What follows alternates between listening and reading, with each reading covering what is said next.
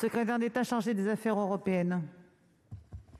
Madame la présidente, mesdames et messieurs les sénateurs, monsieur le sénateur Loïc Hervé, je veux d'abord m'associer à l'hommage que vous rendez aux victimes de cet accident d'hélicoptère. Et je veux vous dire aussi que sur les mesures qui concernent le domaine de la montagne, sous l'autorité du Premier ministre, si le gouvernement doit prendre ces mesures de restriction, ça n'est pas évidemment de gaieté de cœur, ni comme on l'entend parfois, parce que les activités de plein air seraient elles-mêmes les plus dangereuses, mais parce que nous savons qu'il y a aussi des lieux de fête, de rassemblement, qui peuvent être dangereux dans un moment où, nous le savons aussi, l'épidémie n'est pas totalement maîtrisée et nous devons être d'une vigilance particulière.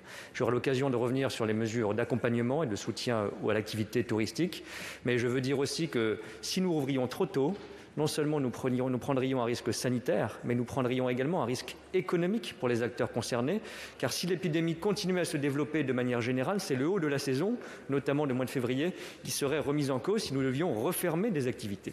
Sur la coordination européenne que vous évoquez, nous l'avons initiée, je veux le signaler, parce qu'elle est inédite. Jamais nous n'avions eu affaire à une telle situation et l'Europe n'a pas de compétences en la matière, donc nous l'avons construite sous l'autorité du Président de la République et du Premier ministre. Et je veux être précis sur ce point.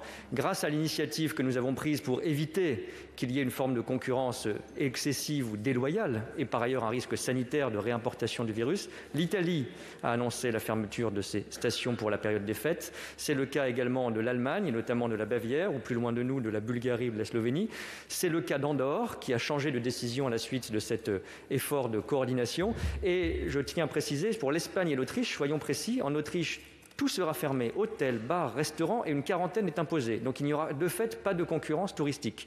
En Espagne, il y a 3 communautés qui ont des stations de ski, notamment la Catalogne à proximité de nos frontières, et nous avons fait en sorte qu'il y ait une interdiction pour les non-résidents dans ces régions d'accéder aux stations de ski, et les autorités espagnoles, catalanes en particulier, mettront en place des contrôles. Et nous le ferons pour le dernier pays qui est encore dans cette situation, la Suisse, si nous n'arrivons pas à mener une coordination diplomatique dans les prochains jours. Nous continuons à le faire, mais comme vous le savez, Merci. monsieur le sénateur, ce sont des décisions cantonales en Suisse. Nous poursuivons nos efforts et nous accompagnerons les professionnels.